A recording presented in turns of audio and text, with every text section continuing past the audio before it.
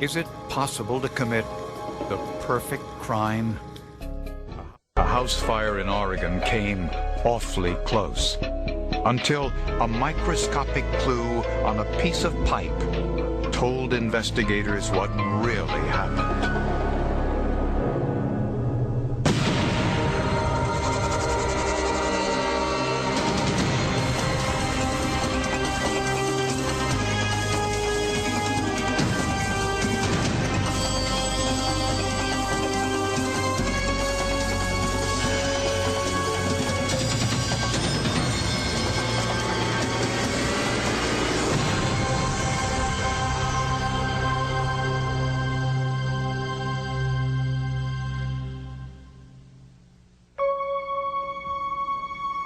There's usually only one reason why people move to Gales Creek, Oregon. Even though you're very close to Portland, you're within probably half an hour of Portland, you're out in the woods away from everybody. It's less populated. It's a chance to get away. For Derek and Roxanne Doran, Gales Creek provided a much-needed refuge from their stressful careers in the computer industry. When they bought that property in Gales Creek, that was more than my sister would have ever dreamed of having. That was her dream come true. And it also gave them enough room for Roxanne's horse farm. She loved her horses. They were her balance in life, and she loved showing them. She loved spending time with them. That was her downtime and her stress relief, I'm sure. After living there for several years, the Durans started construction on a 1,500-square-foot addition, but they would never see it completed. Late one Sunday afternoon, neighbors saw a plume of smoke rising from the property. The fire was actually reported by folks that lived more than a quarter-mile away. The house was not visible to any of the neighbors. It took the volunteer fire department about 20 minutes to get there. When we come up to a fire and it's fully involved, that means that we visually can see flames coming out of every opening, door, window. That usually means that it's been a period of time before we've gotten there.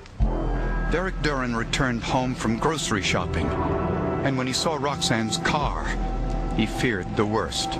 Derek ran up towards the fire and dropped to his knees and screamed that he believed that his wife was inside. Well, that's the worst thing that you can possibly hear, is that someone's inside. You still have the sense that you want to try to get in there and possibly see if they're alive. It took almost 3 hours to bring the fire under control. When they did, they found Roxanne's charred remains. The body had been burnt horrifically. Her remains were little more than 35 pounds.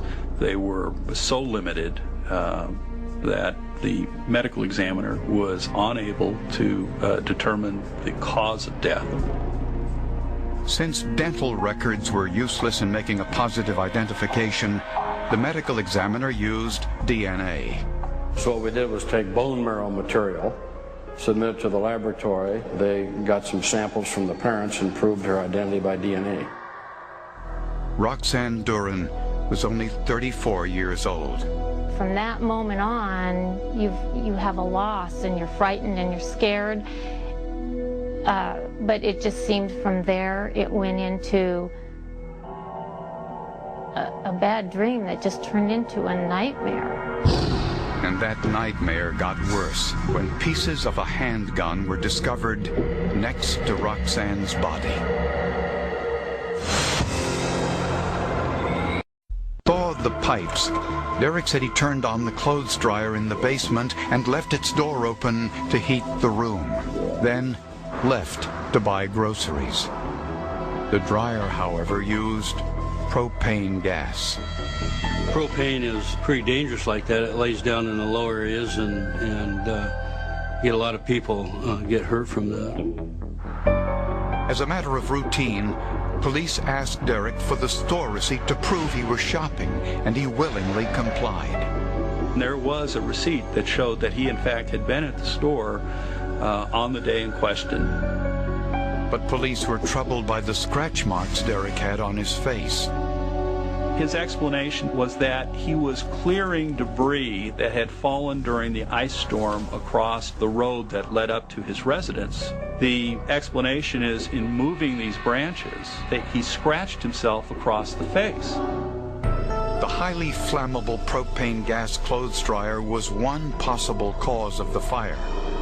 Another possibility focused on the garage, where investigators found that the battery cable in Roxanne's car was disconnected.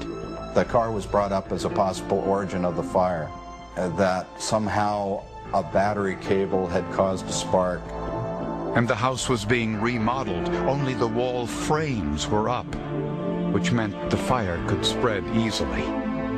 Forensic experts retained by the state to examine the vehicle found no indication that would suggest to them that there was any type of arcing that caused this fire to occur or start in the vehicle and then spread into the house. But investigators thought the laundry room was the most likely source. And they found something unusual.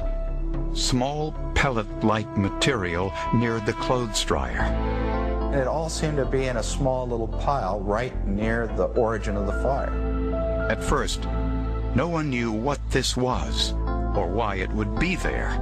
I thought about this for about 3 days, and we had a cat at the time, and it wasn't until I had to change the kitty litter that I determined, hey, that's a type of kitty litter. The Durans had cats, but their cat litter box was nowhere near the laundry room. Detective McKinney kept asking himself, why would cat litter be near the origin of the fire? I went out and bought a bag of it and brought it back to my office and actually had it sitting in my cubicle and trying to figure out why that would be there. As he pondered this, a fellow detective took notice of the cat litter in McKinney's office. He walked by and asked me if I was going to start a fire. That detective worked burglary cases and really didn't know what kind of a case I was involved in. And I said, why would you ask me that? The detective, a former Boy Scout, said soaking cat litter with gasoline was an old trick to help start campfires. It was in an old Boy's Life magazine that he had learned about it. A background check revealed Derek Duran was an Eagle Scout in his youth and might have known about this method of starting fires. But investigators found no clear evidence of arson. Arson dogs did not detect the presence of accelerants anywhere in the house, including in the burned cat litter. In terms of possible foul play, Derek and Roxanne had no known enemies and by all accounts had a happy marriage. But the Durans owned a handgun, which was found near Roxanne's body. Police had to consider if this could have been suicide or murder.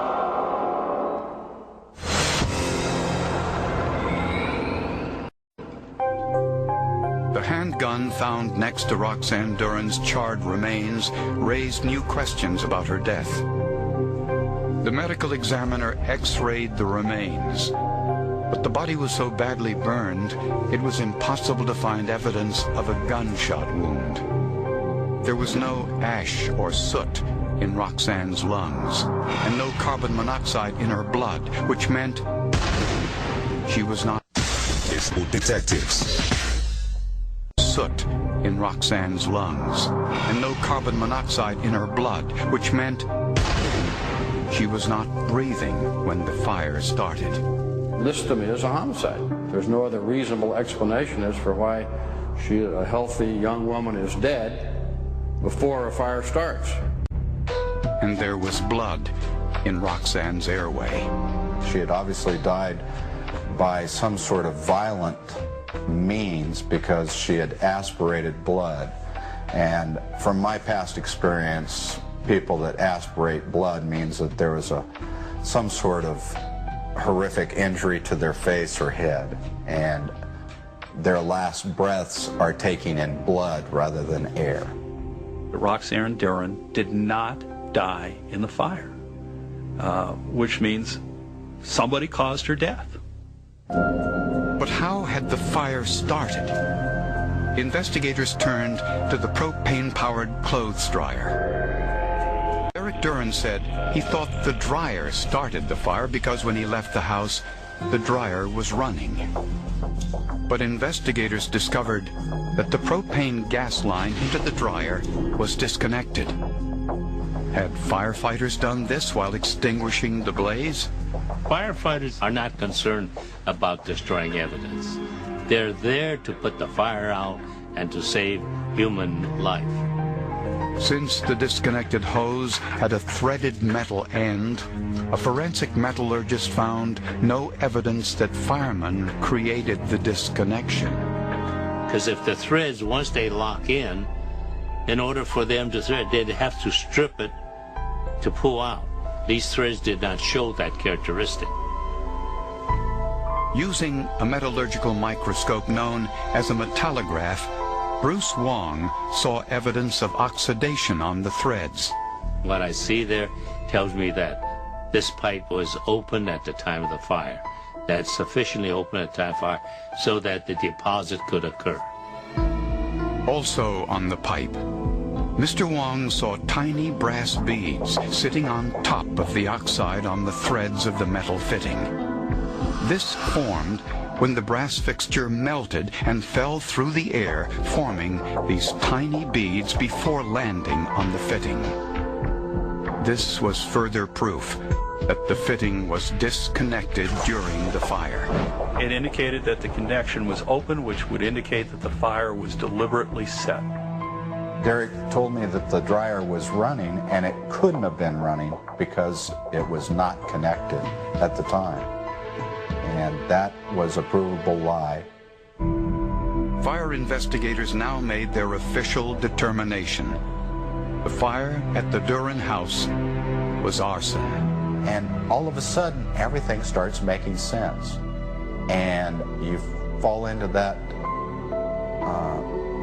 area that you can actually follow what happens then. It makes sense, and you can forensically prove that.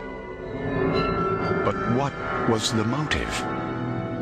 Roxanne's family revealed the couple argued about money, particularly the money Roxanne was spending on her horses.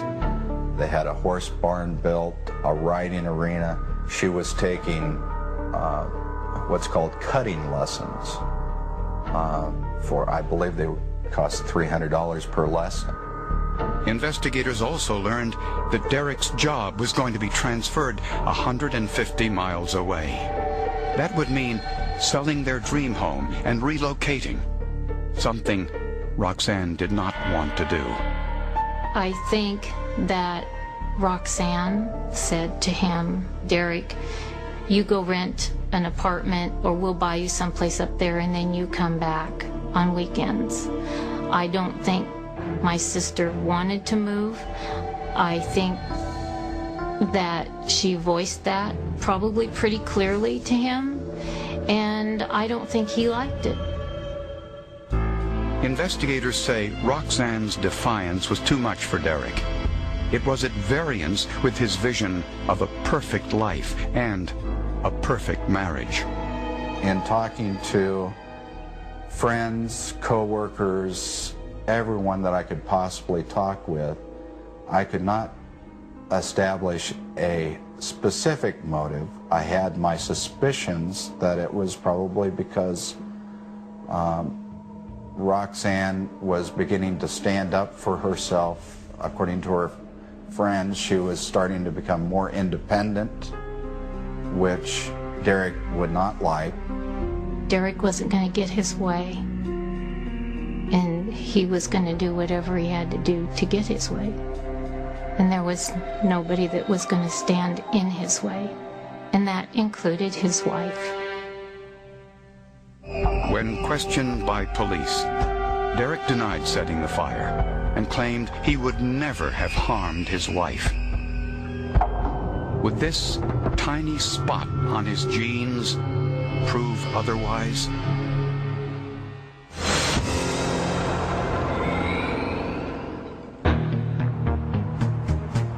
The medical examiner ruled Roxanne Duran's manner of death as homicide, since she was dead before the fire started. What he didn't know, however, was the cause of death. But the fatal fire was... Apresentar Medical Detectives.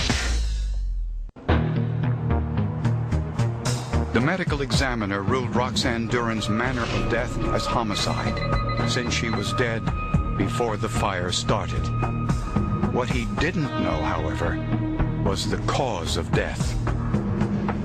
But the fatal fire was determined to be arson, and Roxanne's husband, Derek, became a potential murder suspect. On the jeans he was wearing the day of the fire, investigators noticed a small spot.